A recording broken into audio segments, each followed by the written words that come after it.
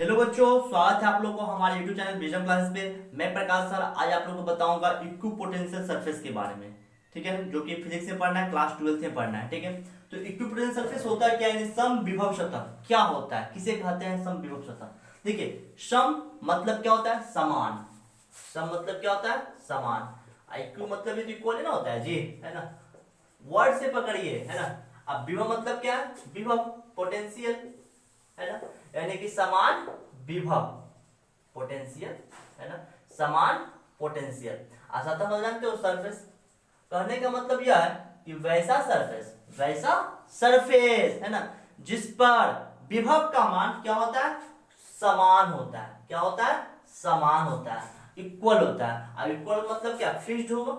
क्या होगा, फिक्स्ड होगा। अब फिक्स्ड को क्या बोलते हैं, कांस्टेंट बोलते हैं। क्या बोलते हैं, कांस्टेंट बोलते हैं। यानी कि जिस सतह पे, जिस सरफेस पे पोटेंशियल का मान, विभव का मान हमेशा कांस्टेंट होता है, समान होता है, इक्वल होता है, उसे क्या बोलते हैं, इक्विपोटेंशियल सरफेस बोलते हैं। क्या बोलते हैं उसे हम लोग, इक्विपोटेंशियल सरफेस बोलते हैं। एक बार फिर से सुनेंगे। The surface on which potential remains constant. Potential क्या होता है, कांस्टेंट होता है, उस सरफेस को हम लोग क्या बोलते हैं, समविभवीय सतह यानी इक्विपोटेंशियल सरफेस कहते हैं। जैसे मान लीजिए, है ना, डेफिनेशन में कोई दम नहीं है, बस ध्यान रखना है कि सतह क्या है, जिसपे कांस्टेंट हो।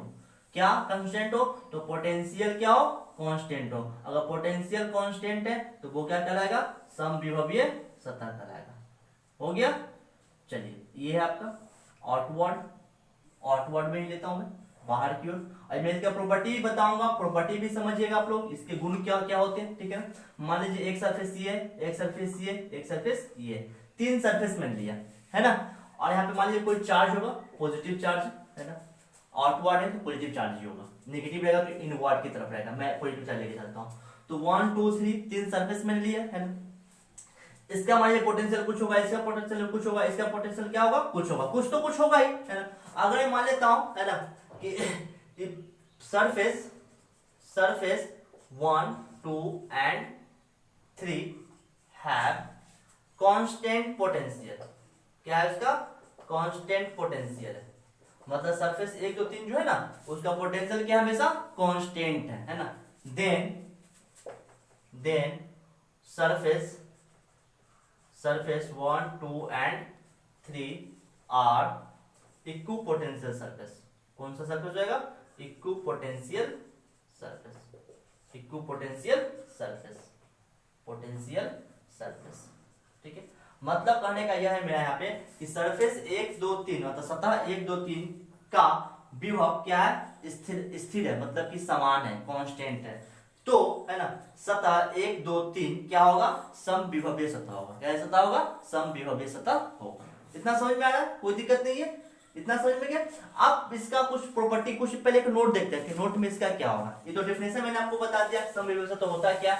अब नोट में समझिए, है ना, कि समविभवीय सतह पे इलेक्ट्रिक फील्ड का मान क्या होता है। अगर इलेक्ट्रिक फील्ड पूछे, है ना, ऑब्जेक्टिव बहुत इंपॉर्टेंट है ये वाला, कि समविभवीय सतह पे इलेक्ट्रिक फील्ड का मान क्या होता है बताइए, है ना।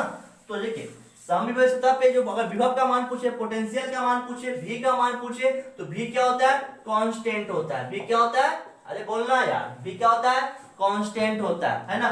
v क्या होगा, कांस्टेंट होगा।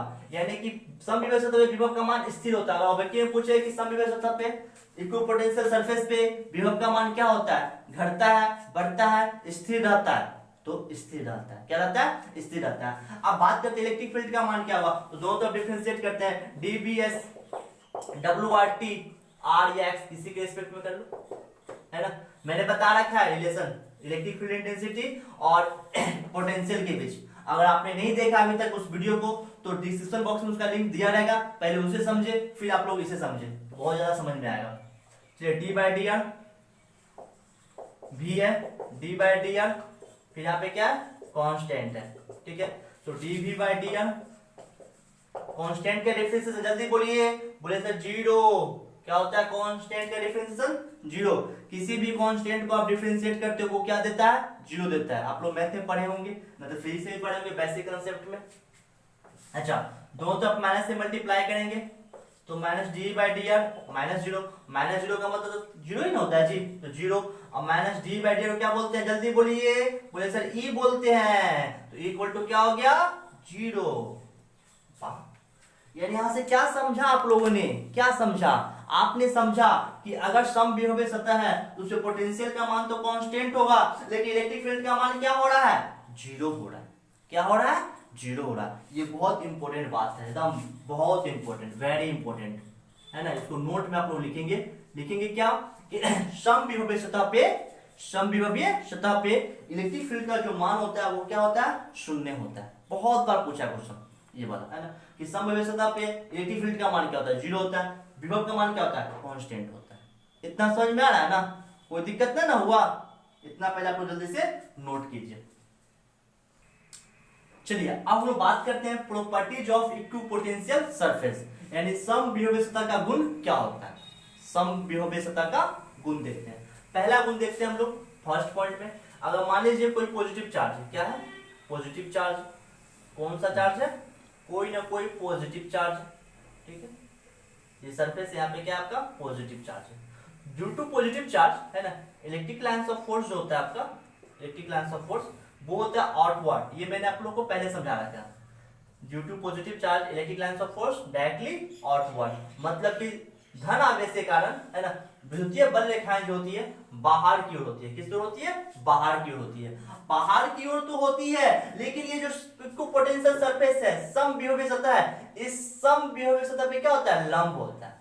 ये आपको समझना है कि धन आवेश के कारण due to positive charge electric lines of force directly outward and it is normal to equipotential surface। ये सब क्या आपका इक्विपोटेंशियल सरफेस है, ये सब क्या है, इक्विपोटेंशियल है ना सरफेस है ना। तो पॉजिटिव चार्ज क्या है, इलेक्ट्रिक लाइंस ऑफ फोर्स बाहर की ओर होता है, पहले जानते हैं। समझे क्या है यहाँ पे कि बाहर की ओर तो होता है, और जो सम विभव सतह है इक्विपोटेंशियल सरफेस है, उस पे क्या होता है, लंब होता है। पहला पॉइंट में आप लोग को ये लिख लेना है, फिगर बनाना है।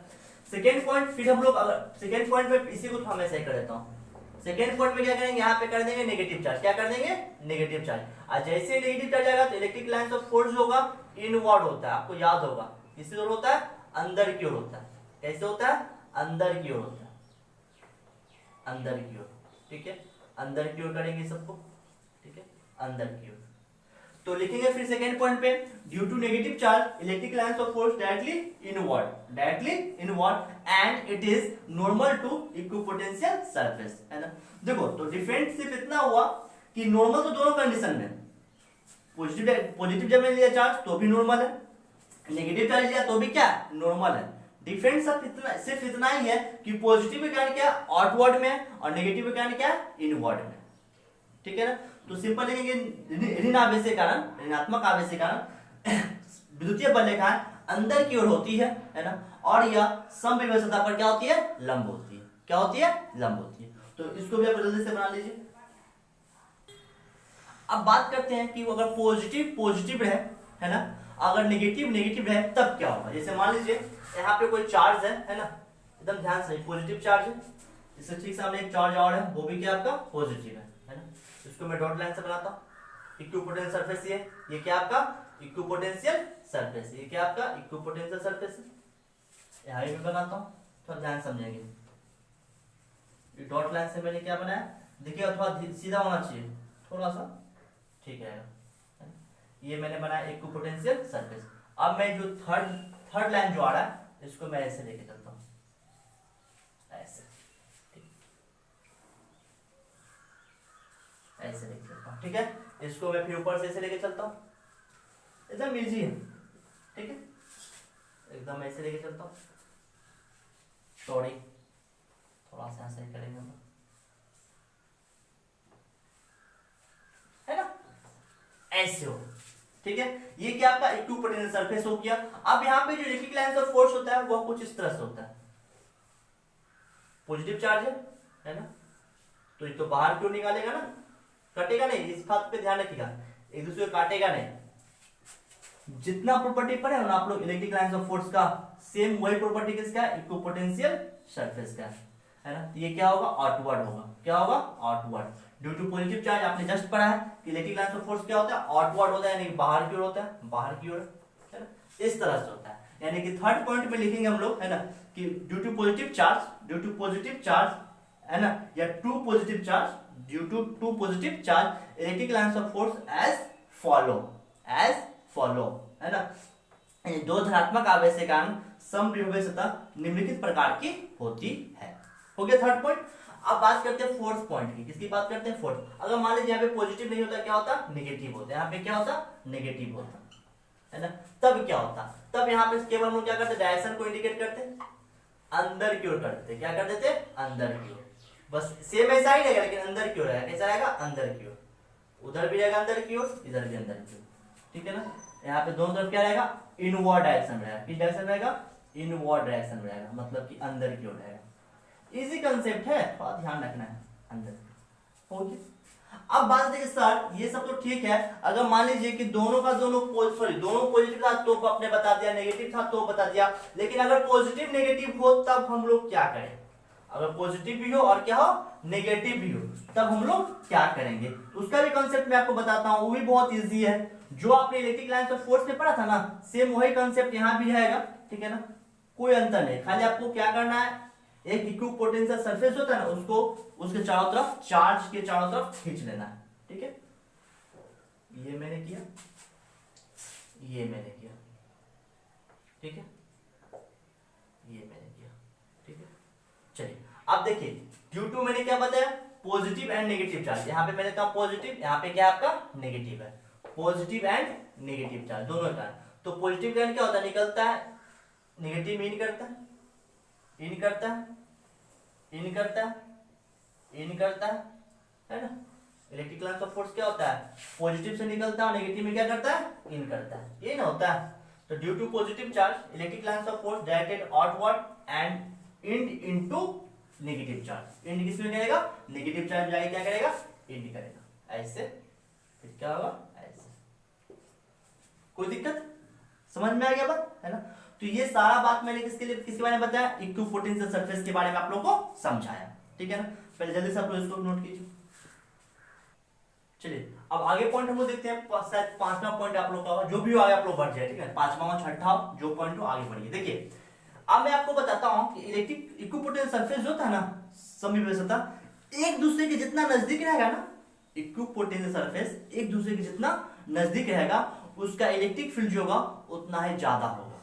बात को ध्यान समझिए, जैसे मान लीजिए फिगर है ना, पॉजिटिव चार्ज में लेता हूं, ये है समविभव सतह, काफी नजदीक है दूसरे के, काफी क्या नजदीक है, बस इतना ही बनाइए, ठीक है। ये क्या एक दूसरे काफी नजदीक है। एक विभव सतह मैं और लेता हूं, पॉजिटिव चार्ज के कारण, है ना, और इसमें क्या है, काफी दूर है। तो यहां से आपसे अगर पूछे कि बताइए किसका इलेक्ट्रिक फील्ड ज्यादा होगा, इसका होगा कि इसका होगा, तो मैं बोलता हूं कि जो नजदीक होता है ना उसका ज्यादा होता है, जो नजदीक होगा वो क्या होगा, ज्यादा होगा। बोले सर कैसे ज्यादा होगा, ये ज्यादा क्यों नहीं, बड़ा सा फिगर है, इतना बड़ा है, इतना छोटा है, इसमें ज्यादा इलेक्ट्रिक फील्ड, इसे मैं बोलता हूं मोर इलेक्ट्रिक फील्ड। क्या बोलता हूं, मोर इलेक्ट्रिक फील्ड, इसे बोलता है लेस इलेक्ट्रिक फील्ड। बोले सर कैसे, ऐसा कैसे आप बोल रहे हो, ये कैसे हो सकता है, ठीक है। अब बोले इलेक्ट्रिक फील्ड है क्यों, पोटेंशियल क्यों नहीं, यार अभी याद कर, पोटेंशियल क्या होता है, कांस्टेंट होता है, तो पोटेंशियल पे तो डिस्कस ही नहीं करना है हम लोग को। इक्विपोटेंशियल सरफेस से पोटेंशियल क्या होता है, कांस्टेंट होता है, चेंज कौन होगा, इलेक्ट्रिक फील्ड चेंज होगा, है ना।